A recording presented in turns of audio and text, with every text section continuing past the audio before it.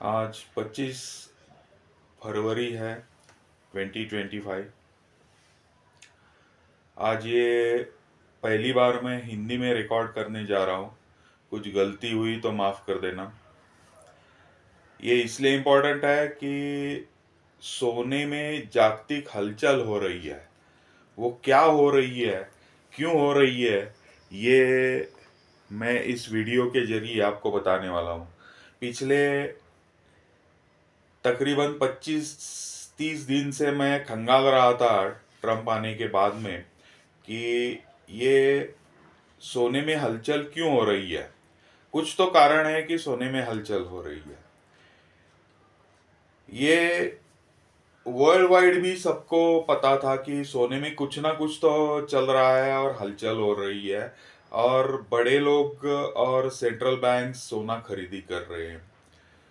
तो ये क्यों, इसका कारण मुझे कल पता चल गया कि एग्जैक्टली क्या हो रहा है।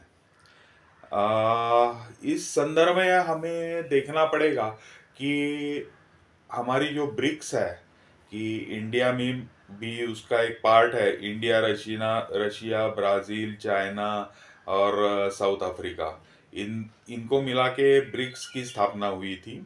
और बाद में इसमें और 4 नेशन ऐड हुए हैं, जैसे सऊदी अरबिया और मिडिल ईस्ट के कुछ देश।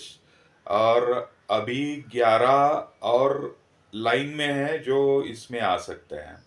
तो इन्होंने एक पूरी ऐसी व्यवस्था करने की कोशिश चालू की है कि जिससे डॉलर का महत्व हट जाए या कम हो जाए, और खुद की करेंसी ये शुरू करवा सके। तो ब्रिक्स को ये अपनी खुद की करेंसी करनी है। सॉरी, मेरा हिंदी इतना अच्छा नहीं है लेकिन अब उसको क्या करें। अब मराठी में मैं हमेशा करता हूँ, तो मराठी तो मेरी मदर टंग है। हिंदी इतनी खास मैं कभी करता नहीं हूँ, बोलता भी ज़्यादा नहीं हूँ। तो मुझे माफ़ कर देना अगर कुछ गलती हुई तो। तो ये हो गया एक पार्ट कि ब्रिक्स को अपनी करेंसी चालू करनी है। अब ट्रम्प आ गया और वो अमेरिका फर्स्ट का नारा दे रहा है।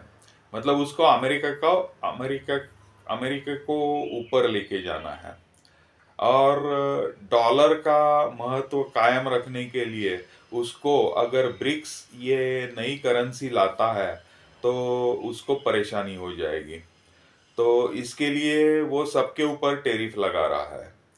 अभी टैरिफ की वजह से ब्रिक्स के कुछ देशों में हलचली मच गई है, क्योंकि उनका यूएस के साथ एक्सपोर्ट ज़्यादा है।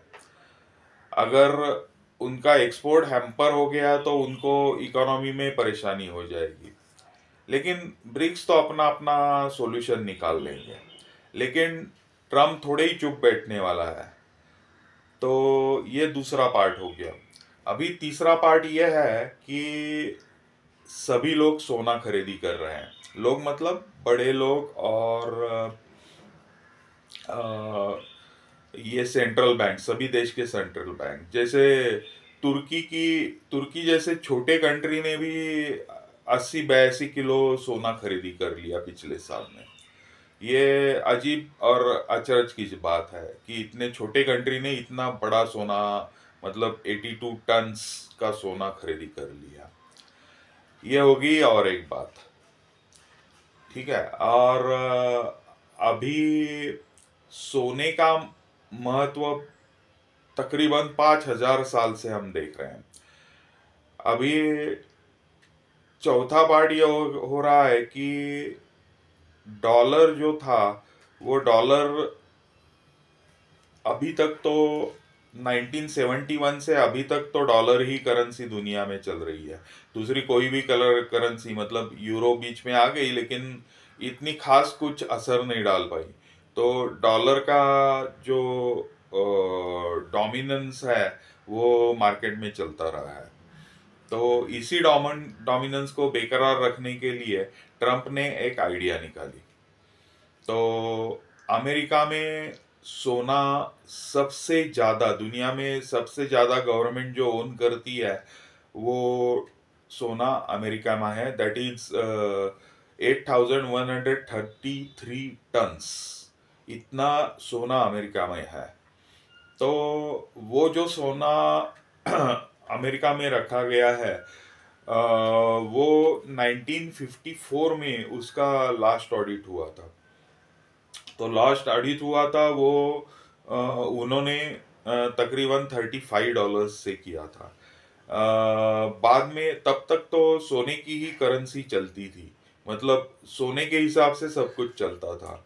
1971 में थोड़ी दिक्कत आ गई और उस दिक्कत में ये इसका फायदा अमेरिका ने ले लिया और उसने बोला कि हम सोने की बजाय डॉलर्स में पूरी खरीदी और बिक्री करते हैं, तो उसमें ट्रेड की आसानी हो जाएगी क्योंकि सोना तो लिमिटेड है।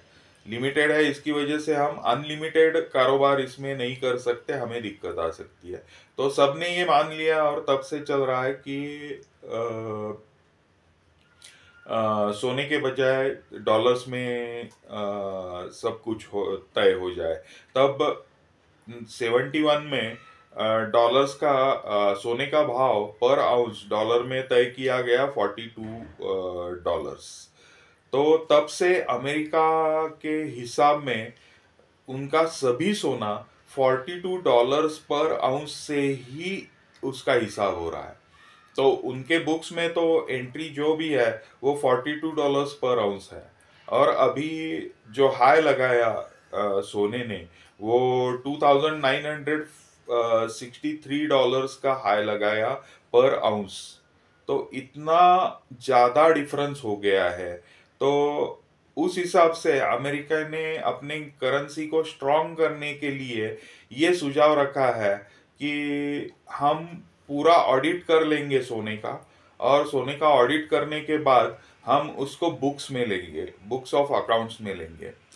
तो ये तकरीबन उनको 750 बिलियंस डॉलर्स उनके पास आ जाएंगे, मतलब सिर्फ हिसाब कागज पे आ जाएंगे। तो अगर ये सही निकला आंकड़ा कि 8,133 टन्स ऑफ सोना अमेरिका में है और वह सही उतना निकला, क्योंकि ऑडिट पिछले 50 साल में हुआ नहीं है, तो अगर ये सही निकलता है तो अमेरिके का पास बुक में एंट्री 750 बिलियन डॉलर्स की उनके बुक्स में हो जाएगी। तो ये बहुत बड़ी रकम है।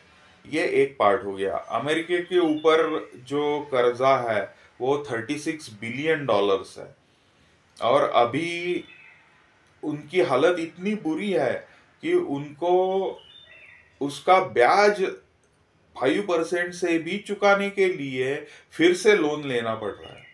तो ये हालत अभी पाकिस्तान जैसी होने वाली है। तो ट्रम्प को ये हालत तो सुधारनी है। तो उसने क्या दिमाग लड़ाया कि हम ये $750 ये हिसाब में ले लेंगे, और ये हिसाब में लेने के बाद में वो इस सोने के अगेंस्ट बॉन्ड इशू करेंगे। और वो तो चालाक आदमी है और अमेरिका जैसा पावरफुल देश उसके हाथ में है, तो वो सोने को उसी कीमत से वो बॉन्ड बाजार में तो लाएगा नहीं, उससे पहले वो तो सोने को ऊपर ले जाएगा। तो जो लोगों को लगता है, एक्सपर्ट लोगों को जो लगता है कि वो पहले तो सोना 3200 पर आउंस को लेके जाएगा, बाद में वो थोड़े बॉन्ड जारी करेगा कि इस साल का इंटरेस्ट उसमें निकल जाए। तो इतने ही बॉन्ड्स वो जारी करेगा और वो अगेंस्ट सोने के अगेंस्ट वो जारी करेगा, जितना सोना उनके पास है उसके अगेंस्ट वो बॉन्ड जारी करेगा। तो सेफ्टी होने के कारण लोग उसको खरीद लेंगे बॉन्ड्स को, और इनका इस साल का इंटरेस्ट निकल जाएगा, फिर उनको 1 साल का और मौका मिल जाएगा, और उस दौरान वो सोने को तकरीबन $4,000 पर आउंस तक लेके जाएगा। तो 4,000 हाउस जाने के बाद में वो फिर से थोड़े बॉन्ड्स लाएगा, फिर से 1 साल उसका निकल जाएगा और दूसरे साल तक वो सोना कम से कम $5,000 पर हाउस को लाएगा, ऐसा सबका मानना है। और कर्जा तो वैसे की वैसा है। अगर उसको इससे सेटिस्फाई वो हो रहा है और कर्जा बढ़ने का उसको कोई डर नहीं है, तो यही धीमे धीमे चलता जाएगा। तो इसमें तो सोने की सोना आगे जाने के तो चांसेस है ही है। तो ये तो चांसेस नहीं, ये तो होना ही है। तो इतना तो तय है। लेकिन अगर उसको पूरे के पूरे डेब्ट का रीपेमेंट करना है, तो उसके पास क्या है? तो उसके पास एक ही चारा है कि सोने को अब की कीमत से वो $20,000 पर आउंस को लेके जाए। अगर ये लेता है तो उनका पूरा कर्जा उससे चुकता हो जाएगा। तो ये पॉलिसी है ट्रम्प की। इसके लिए सभी बड़े लोगों को ये पॉलिसी बहुत जल्दी ही समझ में आ गई थी। चाइना और जापान ने तकरीबन 2014 से ही अपना सोना खरीदना चालू किया था और यूएस बॉन्ड को बेचना चालू किया था। आप कहीं भी किसी भी फाइनेंशियल वेबसाइट पे जाके अगर सर्च करते हो कि जापान और चाइना ने अपना सोना कब बेचा है, अपना बॉन्ड्स कब बेचा है, तो आपको ग्राफ मिल जाएगा कि राइट फ्रॉम 2014 से अब तक वो यूएस बॉन्ड्स बेच रहे हैं और सोना खरीद रहे हैं। तो सोने का ज़्यादा से ज़्यादा जो अमेरिका के बाद में जो सोना जो है वो फ्रांस, इटली, चाइना इनके पास है। तो हम भी, भारत भी पीछे नहीं है। पिछले साल भी हमने तकरीबन 80, 85 या 79 टन का सोना खरीदा है और अभी भी खरीद रहे हैं। इसमें और एक बात है कि लोग लंदन बैंक से अपना जो सेफ माना जाता था कि जहाँ सोना रखना सेफ है, वहां से अपना सोना हटा रहे हैं और सभी सोना न्यूयॉर्क में वो जा रहा है। लेकिन लंदन बैंक में इतना सोना है या नहीं है, इसकी गारंटी अब किसी को नहीं है, क्योंकि सोना डिमांड करने के बाद में 8 से 10 वीक के बाद में सोने की डिलीवरी हो रही है। ये क्यों हो रही है? अगर उनके पास सोना है तो वो इमीडिएट डिलीवरी क्यों नहीं कर पा रहे हैं? तो इसका कोई तो मतलब होगा। ये भी एक बात उसमें जुड़ जाती है। तो आज मैंने आपको सबको समझा दिया कि सोने का भाव कैसे बढ़ने वाला है और कितना बढ़ सकता है।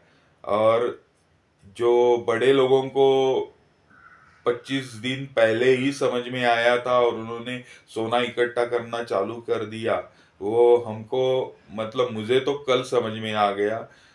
भारत में मैंने बहुत सारे एडवाइजर्स देखे, लेकिन उनकी भी समझ में नहीं आ रहा था कि सोना क्यों ऊपर जा रहा है। तो ये मैंने पूरा का पूरा इसका विश्लेषण आपको दे दिया है कि सोना क्यों ऊपर जा रहा है। होप सो इस विश्लेषण से आपको बहुत जानकारी मिली होगी और आपका फायदा भी इससे हो जाए। चलो दोस्तों, फिर से अगर कोई ऐसे ही न्यूज़ मेरे हाथ में लग गई सोने के बारे में या शेयर्स के बारे में या फाइनेंशियल बारे में या किसी और भी बारे में जो इम्पोर्टेंट है, जैसे यूथ के बारे में वगैरह वगैरह जो इम्पोर्टेंट है, अगर कोई जानकारी मेरे हाथ में मिलती है तो मैं ज़रूर आपके साथ साझा करूँगा। धन्यवाद दोस्तों।